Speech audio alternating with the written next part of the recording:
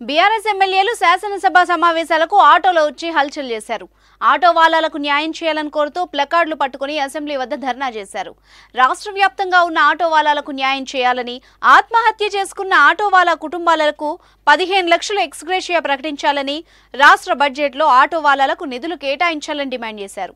CMR family mall ఇప్పుడు మన కేపీహెచ్బీలో ఫిబ్రవరి 10వ తేదీన ప్రముఖ నటి శ్రీలీల గారిచే ఘన ప్రారంభం.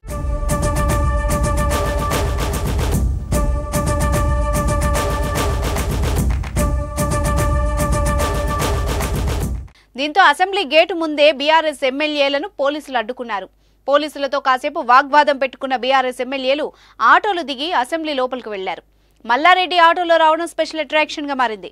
నిన్న పాడి కౌశిక్ రెడ్డి ఒక్కరే ఆటోలో వచ్చారు. ఈ రోజు మిగిలిన వారు కూడా ఆటోలో అసెంబ్లీకి రావడం ఆసక్తికరంగా మారింది. హరీష్ రావు, తలసాని, గంగుల కమలాకర్ ర్యాలీగా వెళ్లారు.